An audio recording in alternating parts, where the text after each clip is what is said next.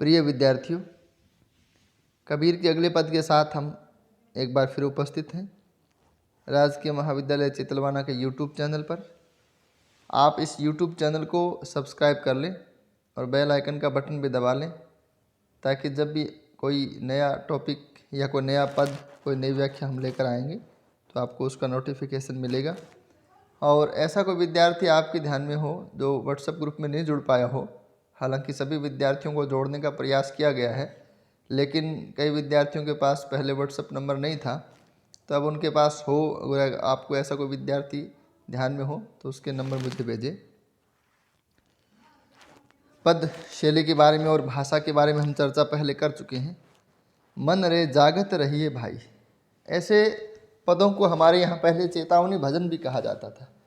चेतावनी भजन चेताने का काम करते हैं, जगाने का काम करते हैं। तो यह असल में चेतावनी का पद है।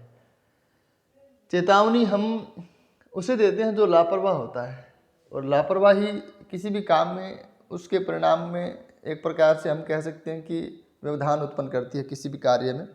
तो अध्यात्म में या ईश्वर की साधना में यह जो लापरवाही है वह और भी घातक साबित होती है। तो इसलिए कबीर अपने मन को, यहाँ एक बात यह भी है कि कबीर संसार को जो कहते हैं वो अपने मन को भी कहते हैं। ऐसे बहुत सारे लोग होते हैं जो पर उपदेश कुशल बहुतेरे, दूसरों को उपदेश देते हैं लेकिन अपने मन को नहीं समझाते। यहाँ कबीर सबसे पहले अपने मन को समझाते हैं कि मन रे जागत रहिए भाई, कि हे मन जागते रहना। जागते रहने का मतलब सचेत रहना है, सावधान रहना है। अब इसका मतलब यह भी नहीं है कि जागने और सोने का मतलब जैसा हम जो शरीर के स्तर की बात करते हैं जागते और सोने की, वो यहाँ पे नहीं है। यहाँ जागते रहने का मतलब सावधान होना है। गाफिल होए बसत मति खोवे, चोर मुसे घर माए। गाफिल होए, गाफिल का मतलब लापरवाह, बेपरवाह। बसत, ये यहाँ पे असल में बसत है। बसत शब्द का हम वस्तु से अर्थ करेंगे, और वस्तु शब्द का प्रयोग वाणी गाने वाले, ये जो एक तारा पे भजन गाने वाले बहुत ज़्यादा प्रयोग करते हैं।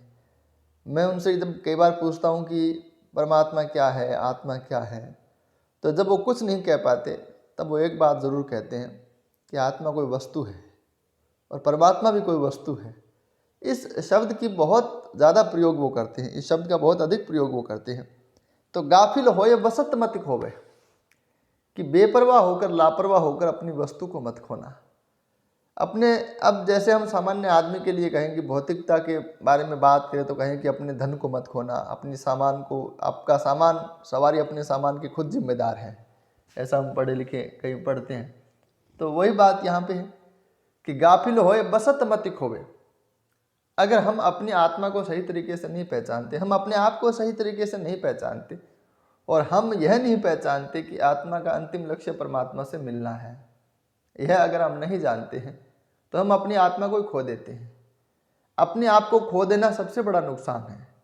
आप किसी भी प्रकार की धन धान्य संपत्ति को खो दीजिए, लेकिन अगर आप खुद को खो देते हैं, अगर अपने आप को आप नहीं पहचानते हैं, तो ये आपका सबसे बड़ा लॉस है।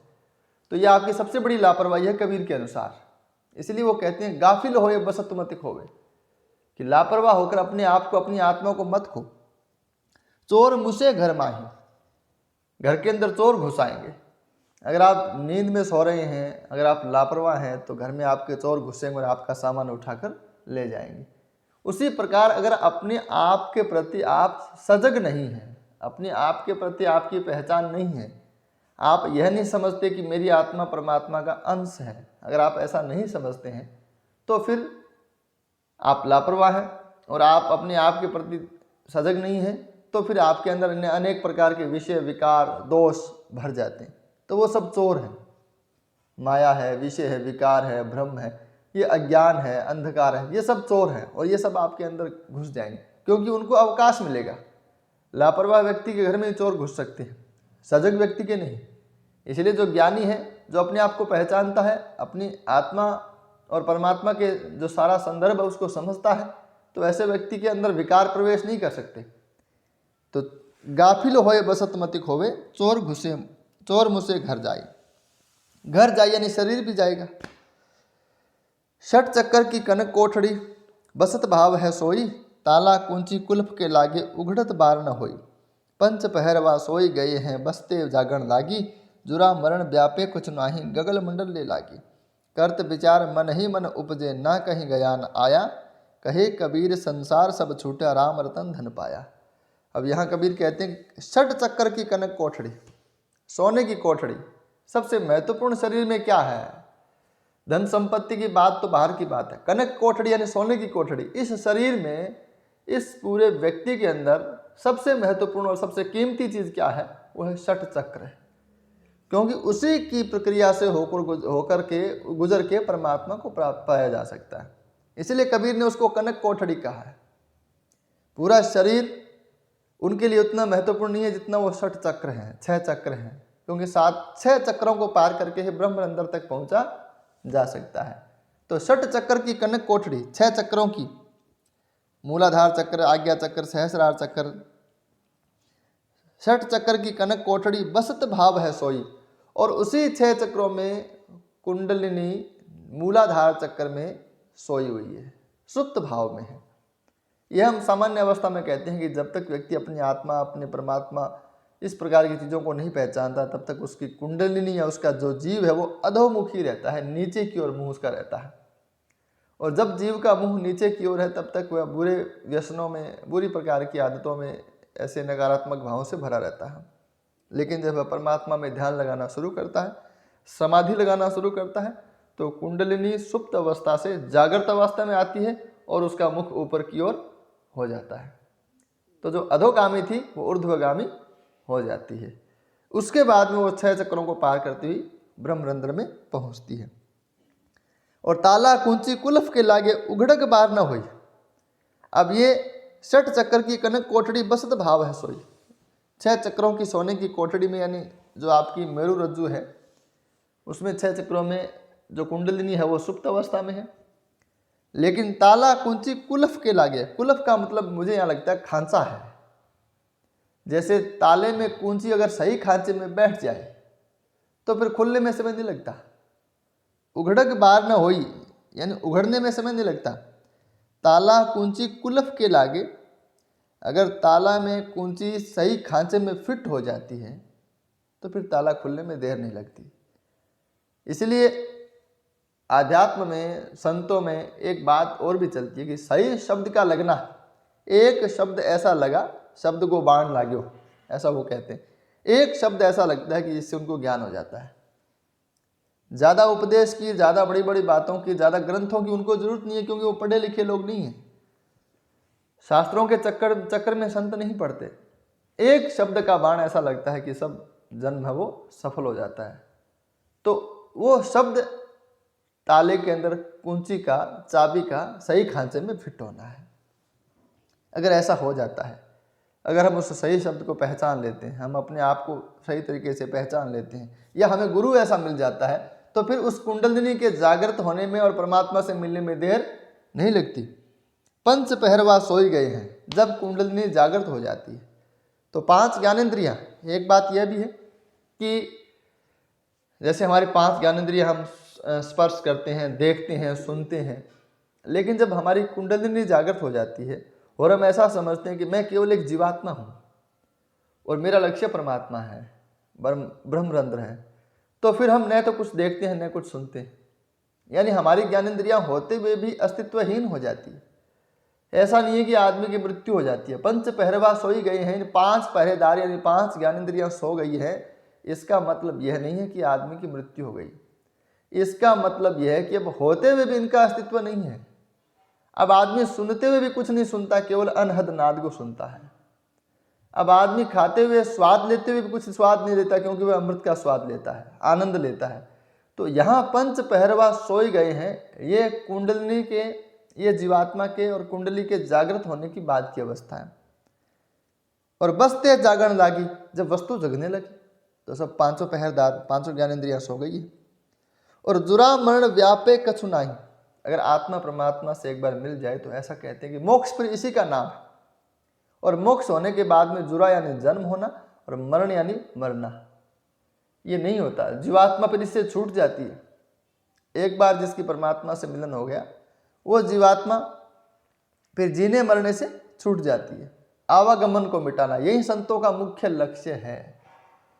संतों का लक्ष्य स्वर्ग नहीं है, संतों का लक्ष्य, मुख्य लक्ष्य आवागमन को मिटाना, संसार में बार बार नहीं आना पड़े। संसार उनके लिए दुखों का सागर है। तो जुरा मरण व्यापे कछु नाही, गगन मंडल लौ लागी, ये लई नहीं है, लो है। गगन मंडल, गगन मंडल मैंने आपको पहले ही बताया ब्रह्मरंध्र को कहते हैं, शून्य शिखर भी इसी को कहते हैं, सहस्रार कमल भी इसी को कहते हैं, ब्रह्मरंध्र भी इसी को कहते हैं, जहाँ परमात्मा का निवास है। लो लगने का मतलब क्या है? वहाँ जाके सुरती लगना। तो आत्मा जब गगन मंडल में पहुँच जाती है, वहाँ उसका ध्यान लग जाता है।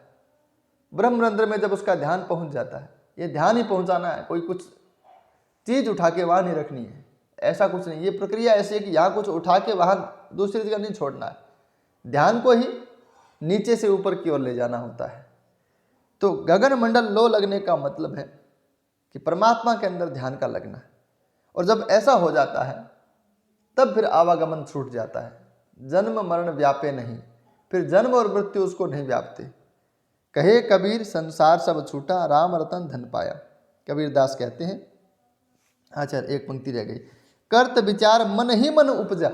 एक बात यह भी है कि जब आप किसी सगुण भक्ति की उपासना करते हैं, सगुण भगवान की, ईश्वर की उपासना करते हो, तो आपको मंदिरों में जाना पड़ता है, आपको तीर्थ में जाना पड़ता है, आपको मूर्तियों की पूजा करनी पड़ती है। कबीर के यहाँ कुछ नहीं है, अपना घर का काम करो, अपने खेस दरी और बुनते जाओ, बेचते जाओ। कबीर हाट में जाते थे और बहुत सारे लोगों ने कहा कबीर को कि आप इतने बड़े संत हैं, ईश्वर के आप इतने बड़े भक्त हैं, तो आप भक्ति कब करते हैं? तब कि आप तो कभी कपड़ा बुनते हैं, कभी आप हाट में जाते हैं बेचने के लिए। तब वो कहते हैं कि मैं जब बुनता हूँ तो राम को बुनता हूँ, और जब बेचता हूँ तो राम को बेचता हूँ, लेता हूँ, पहनता हूँ, ओढ़ता हूँ, तो मैं राम को ही पहनता ओढ़ता हूँ। तो असल में ये जो मानसिक भक्ति है, निर्गुण भक्ति है, जो भीतर ही भीतर घटित होती है, इसके लिए कबीर कहते हैं करत विचार मन ही मन उपजा। कबीर दास कहते हैं कि ये मेरे मन ही मन में उत्पन्न हुआ, ना कहीं ज्ञान आया, ना मुझे इसके लिए कहीं जाना पड़ा और न कहीं आना पड़ा, न मुझे कुछ सामान ही खरीदना पड़ा, न मुझे कोई चौकी ही लगानी पड़ी, न मुझे कुछ यंत्र ही खरीदने पड़े, कुछ भी नहीं, घंटी आदि कुछ भी नहीं। और कहे कबीर संसार सब छूटा। अब संसार में रहते हुए भी संसार से छूट गया। संसार छूटने का मतलब ये नहीं कि संसार से कहीं अलग हो गया। ये बात जिस समय कबीर ने कही वो संसार में ही थे, लेकिन संसार में रहते हुए भी संसार से छूटने की बात बहुत अलग है। दुनिया से गुजरा हूँ, बाजार से गुजरा हूँ, लेकिन खरीदार नहीं हूँ। तो असल में संसार में रहते हुए संसार से छूटना यानी संसार की आसक्ति से परे होना है, संसार के मोह से परे होना है। जब हम दुख देखते हैं तो दुखी होते हैं, जब हम सुख देखते हैं तो सुखी होते हैं। इस प्रकार की चीज़ों से जब परे हो जाता है कोई व्यक्ति, तो वह संसार से छूट जाता है।